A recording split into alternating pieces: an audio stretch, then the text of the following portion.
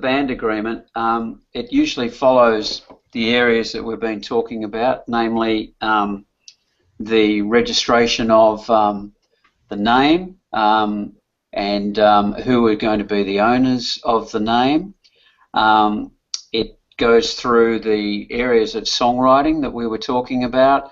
It talks about how you deal with money, setting up a bank account, appointing an accountant, appointing a lawyer, how the expenses are going to be allocated, who is actually going to take care of it, because within a band, each band member should be allocated some kind of responsibility for whether it's for equipment or for accounting or for computers or whatever. The band need to decide what equipment they do buy, and is the equipment that they buy personal equipment, or is it equipment owned by the band? And usually the distinction is whether the money comes out of band accounts and whether the person who's buying the equipment pays the band back for that.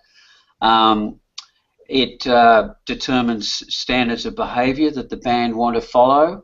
It may include a business plan of what they want to do, what they want to achieve, who they want to appoint as their manager, what kind of manager they want. They want to talk about the assets and liabilities of the band in terms of the master recordings, who pays for what. If someone pays more than the other, then does the other pay that person back? In terms of the masters, do all the band own the masters, or is it just the guys who paid for it own the masters? The songwriting splits that we talked about. And then probably most importantly, it talks about what happens if the band splits up. If there are personal debts that are owed to the band, or perhaps the first one is if a band member leaves. And if the band member leaves, what entitlements do they have? Do they have ongoing entitlements to masters that they're paid for in terms of royalties? It will cover areas where the band members, if they've got a recording agreement, how that's going to work for ongoing income. It will also cover areas where, as I said, if a band member leaves, what their rights and entitlements are, and if they've got any debts that are payable back to the band, how that's going to work. Is it deducted from income that would normally be paid to the band member? And in another scenario, if the band splits up entirely, usually they appoint an accountant to split the band up, and if there are any profits, it might be split equally between the band members. If there are any losses, then all the band members are liable.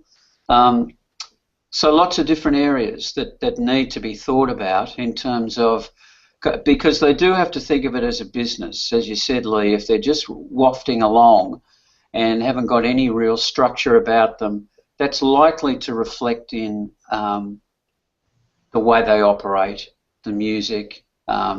It's funny how one thing permeates through the entire operation of the band, and the ones that are together are the ones that not necessarily succeed, because it's the true art is writing being a successful musician or a successful band. So it gets back to the creative side, but in terms of a band agreement, creatives are a given.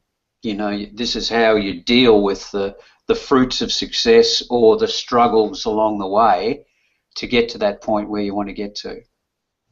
And it's not unlike any other business, though, is it? You know, a barista, a mechanic, a lawyer, anyone who's trying to set up their business, their actual craft is a given. That's not what we're trying to improve here. What we're trying to do is create the opportunity for them to have successful, sustainable careers doing what they love and providing them with the lifestyle that they want. And saying, well, I just want to play my music, man, that's awesome, but that's what you do if you want a hobby.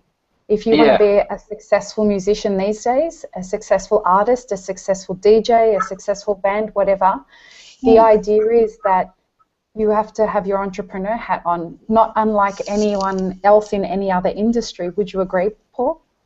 Oh, totally, totally. And I mean, the band agreement, as Tim said, is really the first thing a band should look at doing, even though they might think, well, what do we need to do this for? Because we haven't got any money.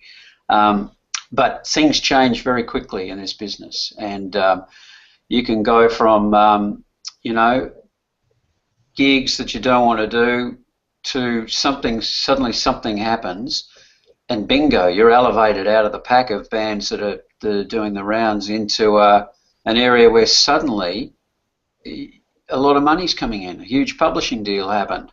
A big advance, although they're becoming less and less, but advances under recording agreements come through, and suddenly you've got $150,000. You think, what do we do now? You think, well, you know, if you haven't got the structure in place to know how to deal with it, then and good people around you, then you can be caught out. And these band agreements can always be modified too as you go, as circumstances change, and things do become a bit bigger.